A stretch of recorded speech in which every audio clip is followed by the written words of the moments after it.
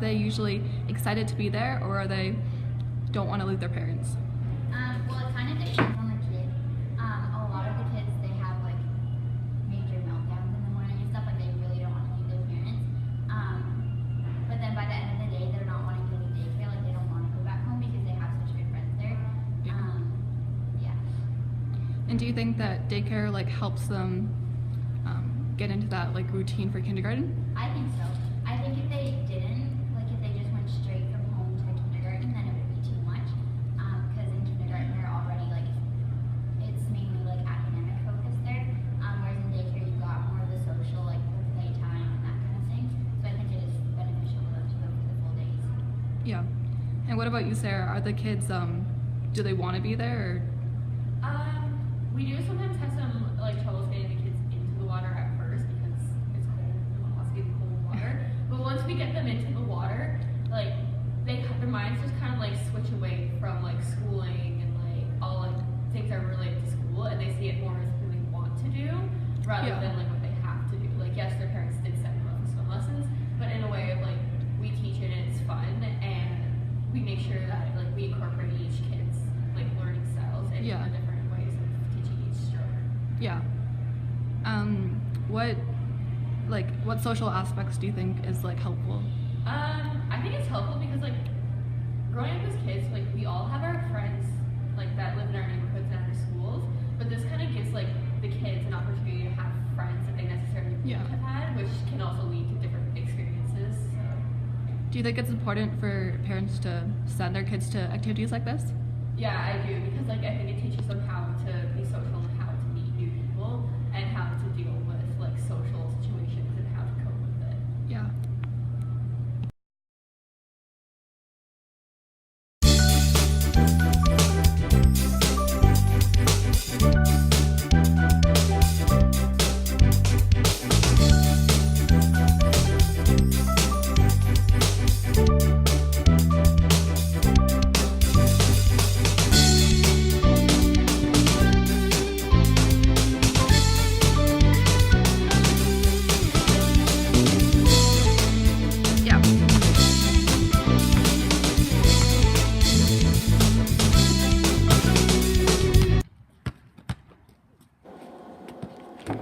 Physical skills for basketball.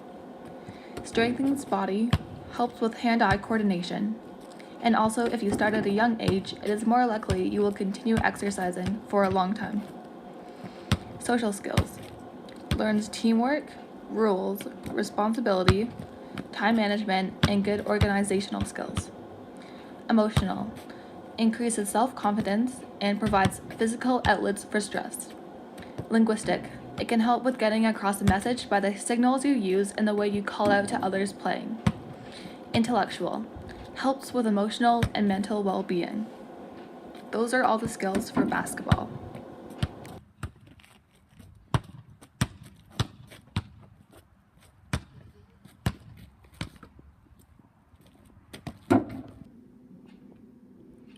This pre-literacy activity is great for kids to practice forming words that make sense with the picture as well as the sounds of the words. They will also gain knowledge of the different letter sounds and the difference between them. The characteristics people should possess when working with children are good communication, respect, responsibility, leadership skills, empathy, and patience. So how many grandkids do you have? I have 3. And what are their ages? There's just turned 4, 3.5, and 1.5. And are any of them in kindergarten? The oldest one is, yes. Yeah. And how does she? Yeah. How does she like kindergarten? It's a mixed experience. Most days she comes home from school happy, so I think that's pretty good. Sometimes she doesn't want to go in the morning. And she was the littlest kid crying the loudest in line for about the first 2 weeks waiting to go into school. So by the end of 2 weeks, everybody in the school knew who she is because of that. She was the youngest, I think probably one of the youngest in the class. She was 3 when she started, and her birthday's in October, but she was premature.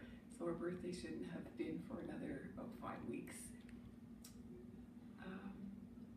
And how do you think kindergarten's going full days? Well, I think that a full day is very long for children that young. Her ability to attend to things for a long time is really stressed by doing that. And the teachers are wonderful. When she first started school, her class had 33 children, ages 3 to almost 6, 5.5, and the school has 4 kindergartens. They all had 33 children. Eventually they made another class with just 15 children because the actual limit as far as the Department of Education policy, I think, is around 26 or something like that children. So she's an introvert, and she didn't go to daycare, so she wasn't already institutionalized. And some of the things that I find hard, that I think she finds hard, I think it's way too young to be institutionalizing children, and the part that's the worst is they have to spend a long time and a lot of time in their day standing in line, waiting, being bored. And that's not something that she normally does in her day at all. Of course, I think it's good for all people to learn how to delay gratification appropriate with their age, and to be able to wait while other people have higher needs, have their needs met first. But waiting for 26 or 33 children when you're 3 years old is a way too long, and I hate that that's in fact what they learn, how to be institutionalized and how to wait and be bored. Yeah. And some of the other things that are hard is that, well, she almost always doesn't eat her food that her mom sends. She's not always a good eater anyway, but it's the way that you can package food to send for children. Her hands are too small and she can't open the lids, she can't open the baggies, she can't get the lid off the sandwich containers and things like that. And she's afraid of the lady who's the kind of lunchroom monitor. She's afraid to ask her. And her own teachers are actually pretty good, and when they see, they help her.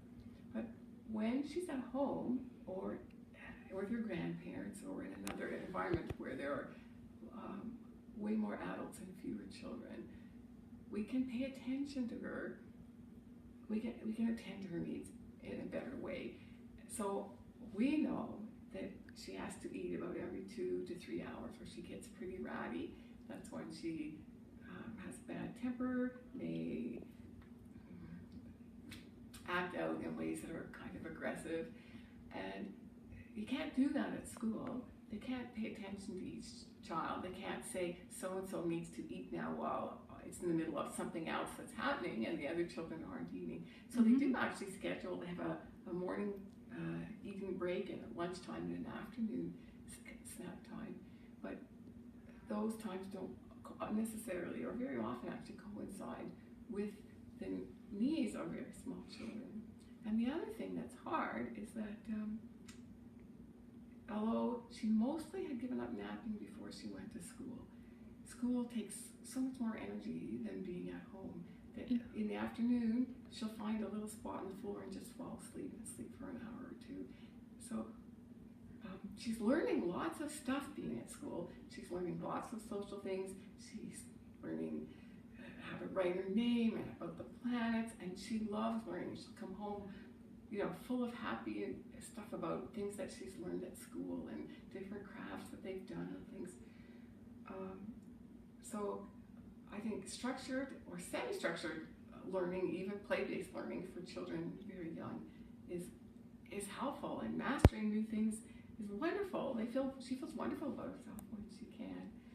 But the hard things are that it's too long for her attention span, that their way of managing children's nutrition isn't very compatible with her individual needs, and that because she's so young, she needs more rest than the school allows. And in the school environment, there isn't a separate room with mats where the children go to sleep. At daycares, I think, often have that, or or nursery schools or things can provide that more easily. So it's a mixed thing. Yeah. I think, a half day, our other granddaughter, who's just a few months younger, goes to a private nursery school in the city where she lives. She goes 3 mornings a week from 8:30 to 12:30. She's learning the same things. She's learning how to write her name. She's learning about the planets. She's learning the same things. And her mom finds that's just enough. 3 mornings a week really tires her out. And so I'm not against children being in an out-of-home learning environment. I think they gain a lot from it, but it's hard to be responsive enough to the individual needs of very young children in such a crowded environment. Yeah. That's what I think. Thank you. The best thing about my placement was probably getting to interact with all these awesome kids and watching them grow over the semester. Something that was challenging was probably, I had a lot of kids with focusing issues, so that was kind of a big thing. And, that was probably the most challenging thing.